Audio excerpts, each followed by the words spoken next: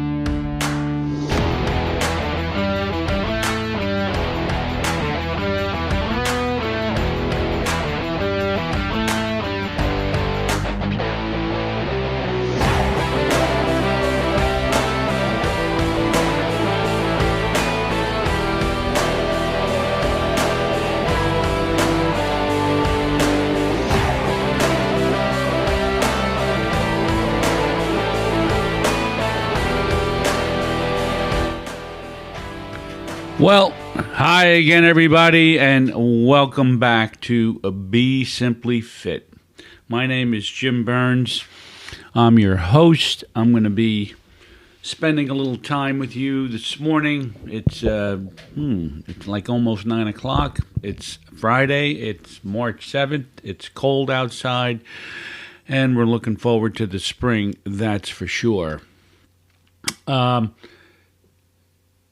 Today, we're going to have a conversation about the genetic narrative, and I'll share more about that as we move forward. I did want to share one interesting thing, and that is the term osteopenia. Osteopenia. Osteopenia is the progressive onset of and deterioration of bone as we grow older. What happens? Our bones remodel themselves. And when our bones start getting older, they keep reabsorbing old bone. And when they don't reabsorb old bone, we start to get weaknesses in our bones. And with women, most of the time it's in their hips. That's why often, like my grandmother, she was 94 years old. She got up out of bed one day and her hip broke because the bone had reached a point of moving from osteopenia, a term which they didn't even know way back, and she already had osteoporosis. And osteoporosis is your bones become like Swiss cheese. You start getting holes in your bones, and they start to weaken. And then a slight trip or a fall could break a hip or a leg or any other body part. So osteopenia, and it's common. It's common. If you go for a DEXA scan, and which takes 10 minutes, and you find out that you have osteopenia, don't panic. It's stuff that goes on all the time. I will say that you need to supplement with calcium, vitamin D3, and here's the piece. Do not neglect vitamin K2. Vitamin K2 and vitamin K3 taken in combination will drive calcium into your bone. Unlike what happened to me, See, calcium comes about because of inflammation within your arteries.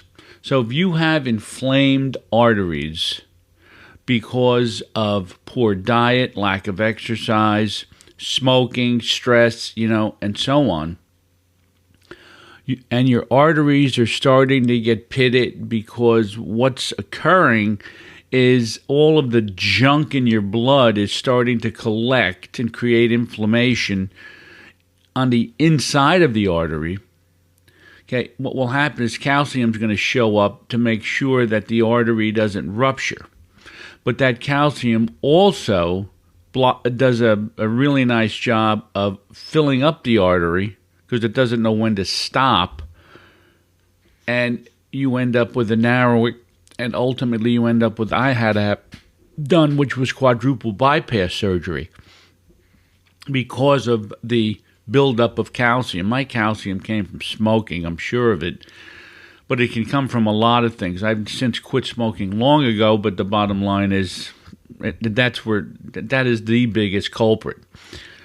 Now, what vitamin K2 does is it takes that calcium, which is running through your bloodstream, and drives it into your bone where it's needed. So if I'm taking calcium and I'm taking D3, which they recommend to make sure that the calcium gets where it's supposed to go, okay, take vitamin K2 as well. Number one, you can't overdose on it. It's something you can't get from food very well unless you like a lot of fermented food, and most people don't. We put a little sauerkraut on a hot dog, but I don't see us eating bowls of sauerkraut, which is what you would need, or some other, it's called NATO, which smells horrible and tastes horrible, but that's the one thing that has a lot of K2 in it, and no one eats that. So you need the supplement of K2 to help drive that calcium into the bone where it needs to be. So that's osteopenia. And you want to be aware of that. You want to be aware of it if you get diagnosed with it to make sure that you supplement correctly to keep it from going further. I am very interested, and I have been for a long time, in my own genetics. My father, my uncle, my grandfather, my sister all died of a heart attack or a stroke. And they were my age, 67 to 69. I'm actually 70 now. And so when I was, I'm going to say 67, I went to the doctor and I told him this story. Excuse me, I just had a sneeze. I told him the story about my family. And that's when he said, we have to do that coronary artery calcium score. And that's when they discovered, as many of you know, if you've been listening to these podcasts, my score, 400 being high, mine was like 3,000. They catheterized me, and ultimately I ended up with basically a new heart because the arteries that they used were phenomenal, and I'm not going to get into the story again. But what I became interested in is this genetic narrative. You see, there are levels of determinism. And people believe, I'll give you an example. Mickey Mantle believed that he was doomed because his parents or his father died of Hodgkin's disease. He thought he was finished too, and he lived a hard life, and it was the hard life that killed him, not the cancer. He ended up with cancer much later on in life of the liver, and that's what killed him. But the bottom line is the hard life the hard life had a lot to do with that bad liver. And sometimes we cannot, and we should not, believe that we are genetically determined, because we have the ability. as individuals to change our response to the genetic influence. We have the ability to change our response to our own genetic narrative. Now, in my case, what happened was I ended up having surgery which mitigated that genetic narrative. And when the doctor came in to see me after surgery, the one thing he said to me was, it's the exercise, and he said, you're going to live another 20 years. And that was the thing that really meant a lot to me, meaning I did something right. If you could understand, okay, my quest when I had these blocked arteries, you would begin to understand, what exercise actually did if you talk to my cardiologist. You see, our genes, our DNA sets the stage, but lifestyle choices can modify how our genes behave. In other words, our genes are they're just not an unalterable script. And you have to be aware of your hereditary risk, and you have to make some proactive lifestyle changes. Now, it has been proven that, and there is something called epigenetics, that lifestyle changes can modify gene behavior.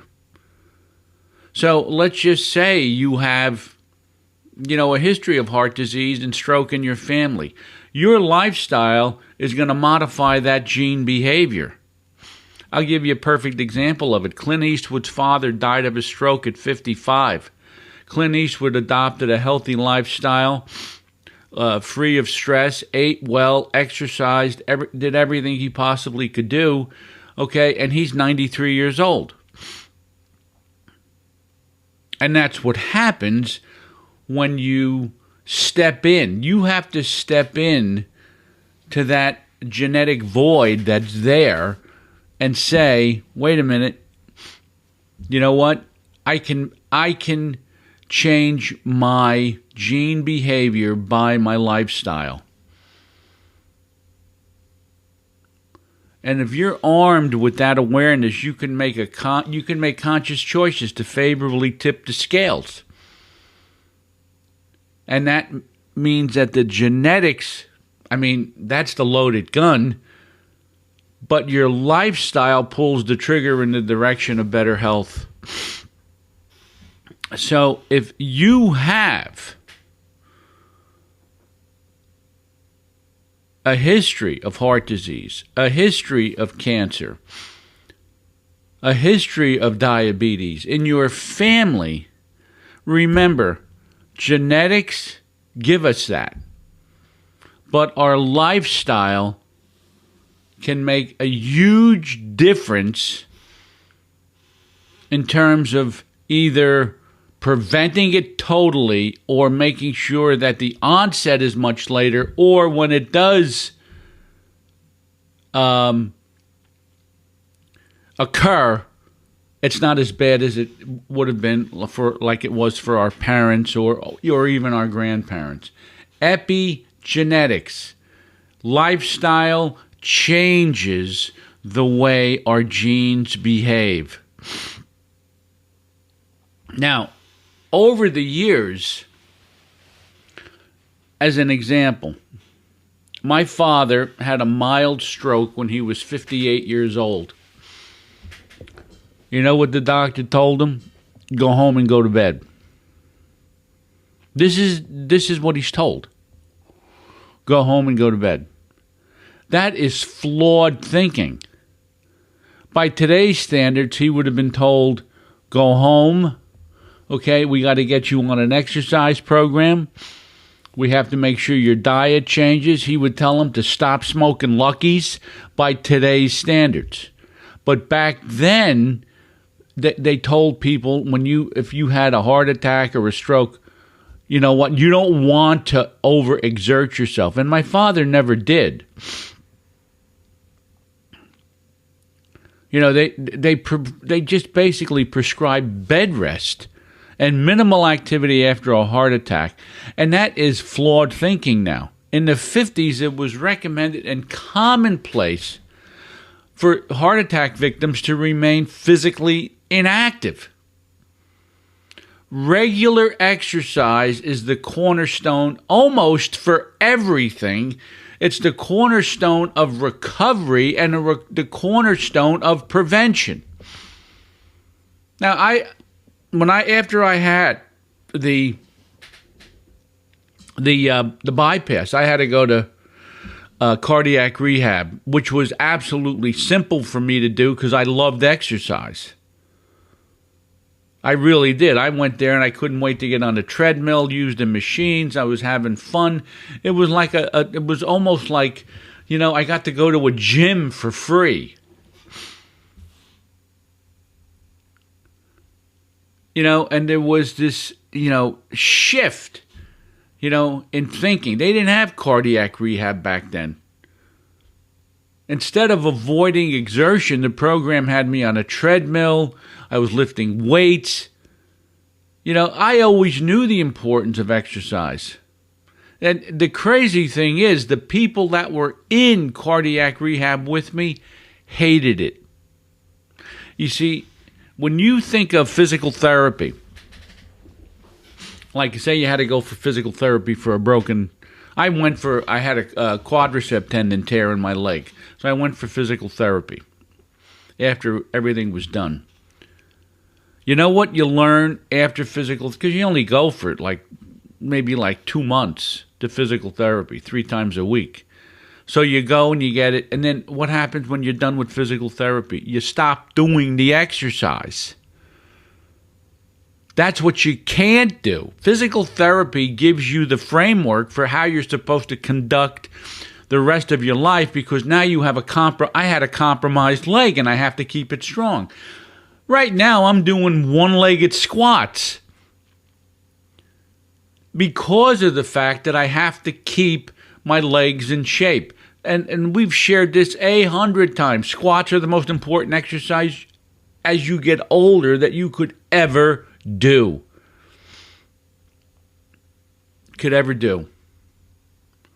And the people and when you go to cardiac rehab, they give you the framework for exercise. And if you do it while you're there, you're doing great. But you have to do more than that. You go home, you should on off days, you should be taking a walk for at least 30 minutes. And you should be building that exercise program into your lifestyle. It's not a one-time event. It's something you do. It's not something you do when you're trying to take off a couple of pounds or you got to get into a tuxedo. It's a lifestyle.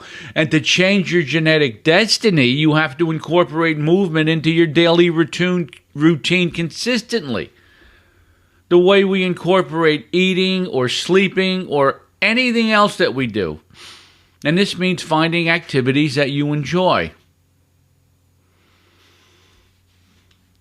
It has to become a habit, like brushing your teeth. So our goal is to reframe exercise from a daunting obligation into a normal, non-negotiable part of life. That's what you have to do. Now, this is a rather long podcast, and I don't know that I'm going to get through all of it. So we may do part 1 today and part 2 tomorrow. I'm not sure. Or part 2 next week. But the bottom line is, okay, it's a rather long discussion that I'd like to have. Now, when you think of, when I came home from the hospital, the research suggested that I do 3 10-minute walks a day when I came home from the hospital. Now, I was in phenomenal condition when I came home from the hospital. no chest pain, no angina, no nothing. Unbelievable. And I don't know if anyone could ever understand this, but if you have chest pain when you work out, and then that's known as stable angina. Stable angina means you exert yourself, and then you get a chest pain, and you stop, and then it goes away. That's stable angina. And a lot of people have that, and they may not even know it, but that's what it's called.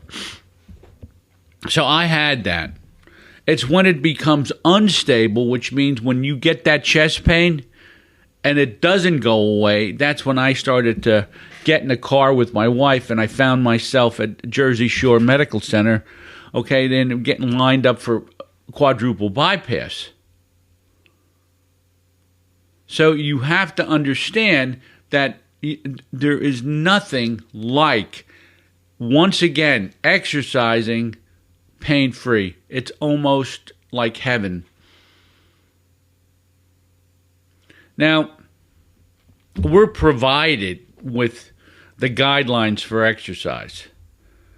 You know, and the Heart Association recommends at least 150 minutes of moderate intensity exercise or 75 minutes of vigorous activity per week, along with some muscle strengthening exercise and, you know, on a couple, you know, for a couple of days. So you're doing a little bit of aerobics, you're doing a little strength training, and you should do a short, high-intensity session, okay, at least once, maybe twice a week. So you're basically going to be exercising, you know, 4 days, and then you throw your walks in there, and you get a pretty good workout. But the high-intensity piece, people miss. They miss it because high-intensity exercise, what it does is it drains your liver and your legs of glycogen. See, when you initially exercise, say you go out and you walk or you do something, what you're using for energy is the glycogen that's in your liver and in your legs. That's what you're using. And then, you know, after 30 minutes or so, 45 minutes, that gets drained, and then you're done. And then you have a meal, and you've just put back the same glycogen. So you never get into the fat stores, which is where you want to be. So the idea of high-intensity interval training, where you go like crazy for 20 seconds, and then or 30 seconds, and then take a minute or two off, or 3 minutes if necessary, depending on how long it takes you to get your breath back, and you do that for maybe 3 or 4 cycles, that will drain your glycogen and send your body immediately into fat stores. Now I jump rope. Jumping rope is becoming rather easy for me, and it's actually not strong enough at this point to drain all the glycogen. I've been jumping rope since I've been 15, but the bottom line is I've been working pretty hard at maintaining good form, you know, and working hard at trying to go faster, you know, and so on. Not enough, because I am cardiovascularly fit.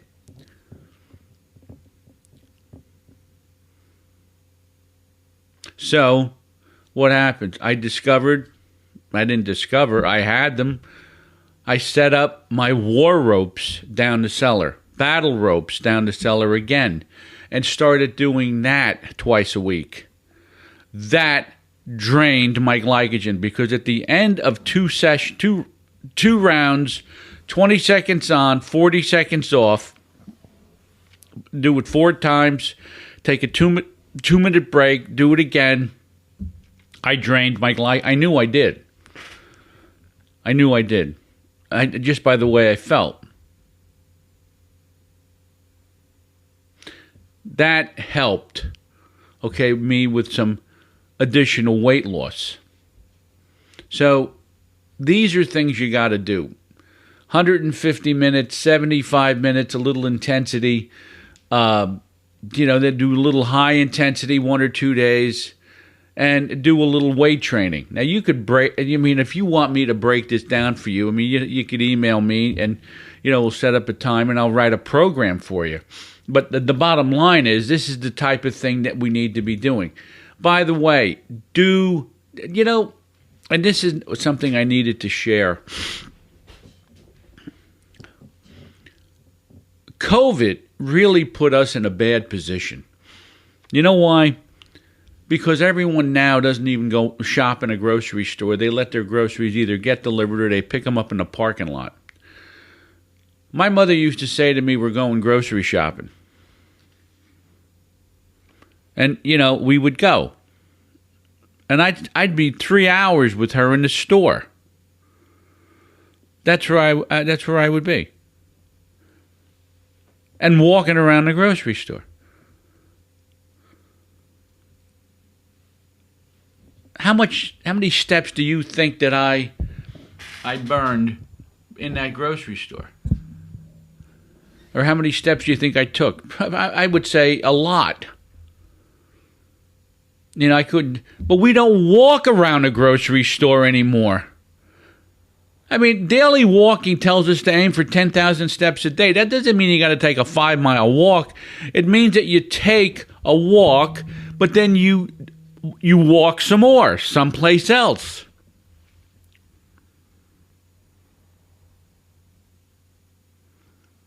That's how you pick up 10,000 steps. So the routine that I'm talking about covers endurance, strength, and extra movement on most days. A lot of extra movement. Of course, any movement is better than none. So if you're starting from scratch, begin with small amounts of movement and build up. Even doing something for 10 to 15 minutes a day is a great start. The key is to make exercise a regular fixture on your calendar. Think of it as an appointment with yourself that you can't miss.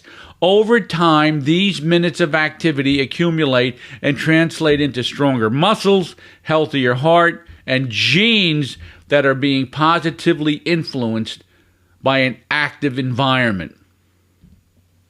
My name is Jim Burns. You're listening to the Be Simply Fit podcast, and we have a lot to cover. We're going to be completing 30 minutes of this podcast. I'm going to be doing part 2 during our next session, which will be next week. Don't miss. So you're going to see this as labeled as Changing the Genetic Narrative, Part 1. Don't miss Part 2. Don't miss Part 2. It's because that's where I'm going to be going over how you can maximize workout efficiency and a lot of other things. So please don't miss that second part of this podcast. I thank you for joining me. I do. I think that you're taking steps forward in dealing with your own health. I think you're helping yourself get put into the mindset of exercise by listening to these podcasts. Don't stop listening. I think this is an important piece that needs to be plugged into your life. My name is Jim Burns. It's Friday, as I said. It's still 36 degrees. That temperature hasn't changed. It's March 7th. We're moving towards spring. We got another 2 weeks, and then it's going to be springtime. Get the rakes, the shovels, get the spreader out. Start getting that backyard in shape. Fertilize your lawn. Do whatever you got to do, because guess what? While you're doing all of that, you know what's happening? You're getting in shape, and you are becoming it's simple. Go out and walk around the yard. You're getting simply fit. Once again, my name's Jim Burns. Thank you so much for listening.